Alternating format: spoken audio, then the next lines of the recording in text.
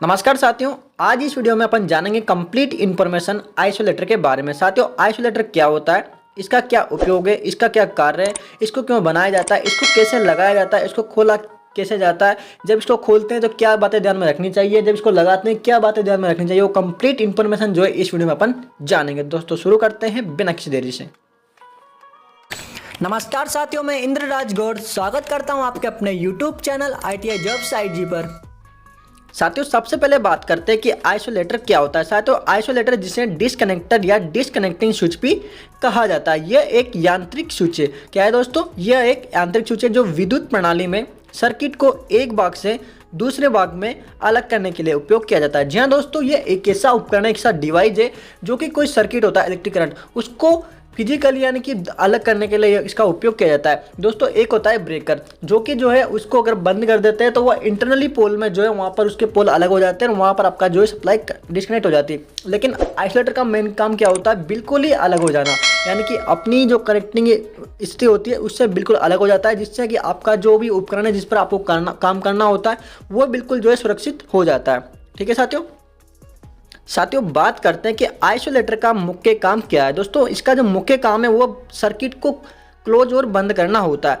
कब कर सकते हैं साथियों, जब सर्किट में बिना करंट यानी कि जब धारा प्रवाहित ना हो तो सर्किट को खोलना और बंद करना इसका काम होता है। यानी कि जब सप्लाई चलती रहती है यानी कि उस पर लोड कनेक्ट रहता है, तब कभी भी जो है इस आइसोलेटर को जो है खोल भी नहीं सकते और लगा भी नहीं सकते। तो ये बात आपको ध्यान रखनी होगी कि जब भी सप्लाई चल रही होती है तब इसको कभी भी खोलना नहीं चाहिए।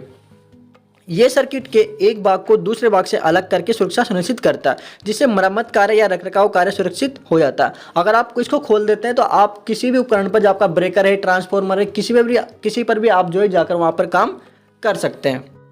साथियों, इसको अक्सर जो है लगाने के लिए जो है नॉर्मली मैनुअली लगाया जाता है। आजकल जो बिजली घर बन रहे हैं GIS वाले, उनमें मोटर का सिस्टम होता है, यानी कि ऑटोमेटिक वहाँ पर कमांड दी जाती है अंदर से कंप्यूटराइज, उसमें द्वारा आपका मोटर के द्वारा इसको लगा दिया जाता है। लेकिन जो नॉर्मल सब स्टेशन होता है AIS वाला, उसमें क्या होता है, आपको यार्ड में जाना पड़ता है, वहाँ पर ही जो है आपको डंडे की सहायता से इसको लगाना पड़ता है, खोलना पड़ता है। इसको लगा कब सकते हैं आप, जब जो है लोड नहीं हो, यानी कि धारा प्रवाहित नहीं हो रही हो और लोड बिल्कुल जीरो हो, तभी इसको आप जो है लगा सकते हैं।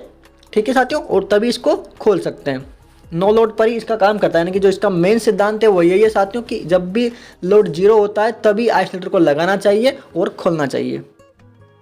साथियों, बात करते हैं आइसोलेटर के उपयोग के बारे में। साथियों, उपयोग की बात करें तो सब स्टेशनों में, ट्रांसमिशन लाइनों में और अन्य उच्च वोल्टेज वाले विद्युत उपकरणों में इसका उपयोग किया जाता है। साथियों, सब स्टेशन के अंदर कोई भी ट्रांसफार्मर है या फिर कोई ब्रेकर है जिस पर कोई भी हॉट पॉइंट मिल जाता है या फिर उस पर मेंटेनेंस कार्य करना होता है, तो तब उस स्थिति में क्या करते हैं अपन, सप्लाई को बंद करके ब्रेकर को बंद करने के बाद आइसोलेटर को खोला जाता है। अगर आप ब्रेकर को बंद कर देते हैं और उस जो उपकरण पर आपको काम करना है उस पर अगर आप काम करते हैं तो वहाँ पर आपको जो है इलेक्ट्रिक शॉक लगने का जो है खतरा बना रहता है। तो आपको क्या करना होता है, पहले ब्रेकर को खोलना पड़ता है, ब्रेकर खोलने के बाद आपको उसके बाद जो है आइसोलेटर को भी वहाँ पर प्रॉपर खोलना पड़ता है। तो आइसोलेटर खोलने के बाद आपका जो उपकरण है जिस पर आपको काम करना है वो बिल्कुल 100% वहाँ पर जो है सप्लाई से अलग हो जाता है। तो वहाँ पर आप बिल्कुल सुरक्षित हो जाते हैं कि उस पर काम कर सकते हैं। साथियों, आप देख रहे हैं इस इमेज में, साथियों टाइप्स के आधार पर भी बहुत टाइप्स के जो है यहाँ पर आइसोलेटर यहाँ पर आपको देखने को मिलते हैं, जिसमें आपको ये सेंटर ब्रेक आइसोलेटर है जिसके अलग अलग फेज के लिए यहाँ पर जो है अलग अलग इसके मेल और फीमेल जो यहाँ पर बने हुए हैं। जब इसको लगाते हैं नीचे पाइप की सहायता से तो ये जो है आपस में मिल जाते हैं। साथियों, इनको भी लगाते समय आपको इतनी ध्यान रखना होता है कि जब भी सप्लाई बंद होती है, नो लोड होता है, तभी आपको इसको लगाना है और तभी आपको इनको जो है खोलना होता है।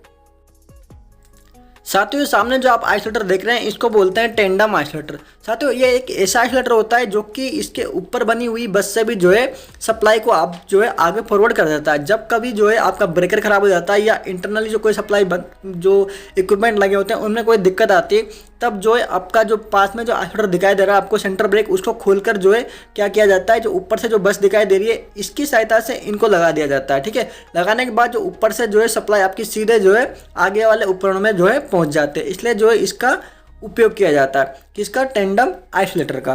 टेंडम में आप देख सकते हैं कि ये जो है अलग अलग जो है इसके पोल, इसमें एक सीधी रेखा में बने हुए हैं, आप देख सकते हैं 1 2 3 इस तरीके से, पास पास नहीं है, दूर दूर और तिरछी अवस्था में यहाँ पर बने हुए हैं।